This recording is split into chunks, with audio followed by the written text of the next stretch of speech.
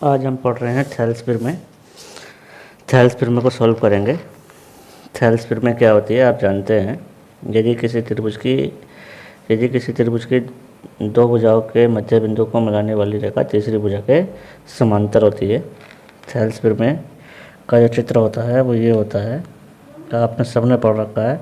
परीक्षा की दृष्टि को देखते हुए मैं अपनी तरफ से पूरी कोशिश कर रहा हूँ कि आपका रिवीजन हो जाए, क्योंकि ऐसा सुनने में आ रहा है कि भी 20 से 23 के बीच में जो है आपके एग्ज़ाम होने वाले हैं। तो इसलिए मैं जो हूँ मेन जो क्वेश्चंस हैं उनको कराने की कोशिश कर रहा हूँ। मेरी अपनी तरफ से पूरी कोशिश है। तो ये एक त्रिभुज है। इस त्रिभुज ABC है। इस त्रिभुज ABC की जो है AB और BC भुजा पर दो बिंदु D और E स्थित है। इन दोनों बिंदुओं को मिलाया तो हमें ये सिद्ध करना है कि भाई जो है इनकी जो भुजाओं का अनुपात है, इनके जो D ने AB और AC भुजा को जो है अनुपात में विभाजित किया है, वो अनुपात बराबर है। तो D समांतर है BC के। तो स्टेटमेंट क्या है, यदि किसी त्रिभुज की एक भुजा के समांतर कोई रेखा खींची जाए तो वह अन्य दो भुजाओं को एक ही अनुपात में विभाजित करती है। तो इसका हम सॉल्यूशन करते हैं। सॉल्यूशन क्या है इसका, सॉल्यूशन करते हैं इसका। तो त्रिभुज ABC में क्या, त्रिभुज ABC में D समांतर BC, ये त्रिभुज ABC में दे रखा है D समांतर BC। और हमें प्रूफ क्या करना है, ये हमें गिवन है, ये दे रखा है। और प्रूफ क्या करना है, टू प्रूफ में ये करना है क्या, टू प्रूफ में हमें ये करना है कि AD बटे BD बराबर AE बटे EC, ये बात प्रूफ करनी है। तो हम सॉल्यूशन में आते हैं। सॉल्यूशन में क्या करेंगे, हम पहले करेंगे रचना।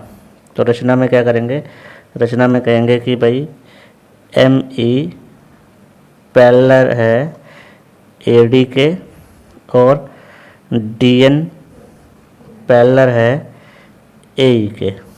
और क्या किया, B से E को और D से C को मिलाया। इस तरीके से हम करेंगे। ये रचना मेन है इसमें। तो हम ऐसा क्यों किया, क्योंकि हमें भुजाओं का, हमें जो है त्रिभुज JD है इसका एरिया निकालना है। तो हम सॉल्यूशन में आते हैं। सॉल्यूशन क्या है, लिखेंगे त्रिभुज ADE में।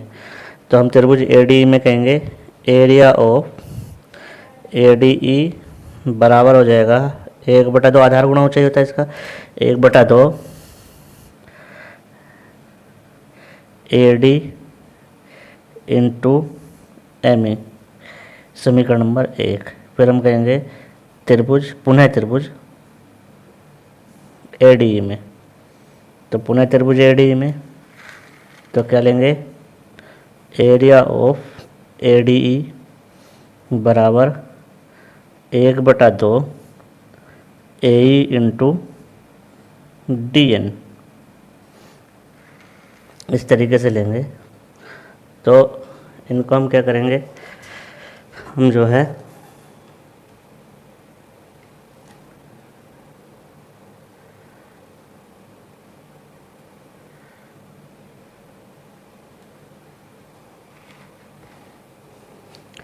फिर क्या करेंगे, समीकरण 2 मान लेंगे।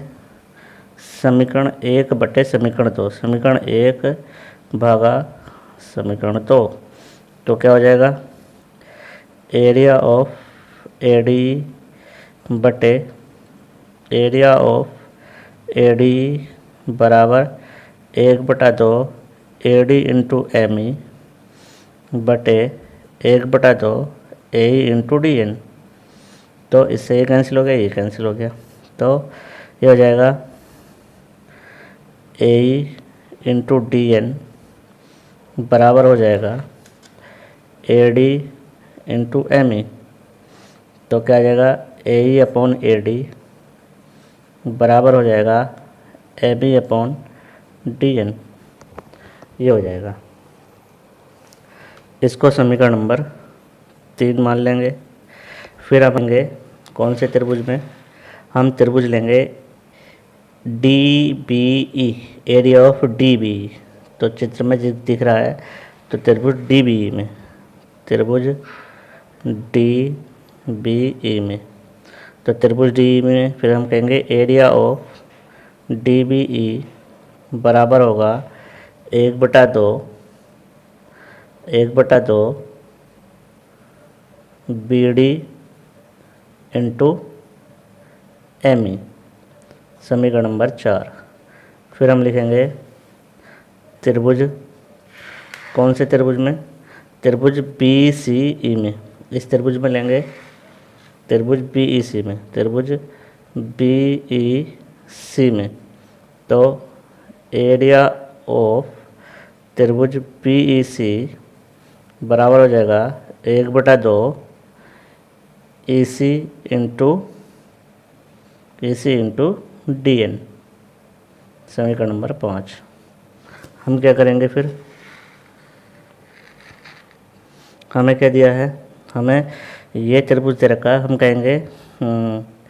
हम कहेंगे area of B D C B D E बराबर होगा area of D E C के परिमेय से।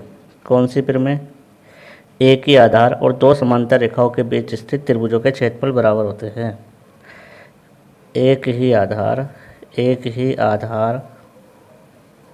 और दो समांतर रेखाओं के बीच त्रिभुजों के क्षेत्रफल बराबर होते हैं। त्रिभुजों के क्षेत्रफल बराबर होते हैं। ये हमने 9th में पढ़ी थी ये फिर में। तो हम कहेंगे, तो बी सी है, B C, D B C और बी सी। अब समीकरण 4 और 5 को भाग दे देंगे, समीकरण 4 बटे समीकरण 5।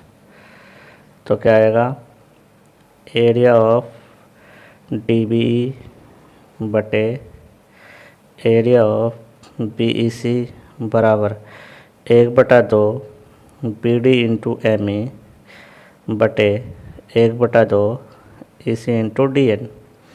ये दोनों बराबर हैं, तो हम कहेंगे area of D B C बटे area of D B C बराबर 1/2 B D into M E बटे 1/2 A C into D N. तो इससे कैंसिल हो गया, ये कैंसिल हो गया, तो आ जाएगा M E upon D N बराबर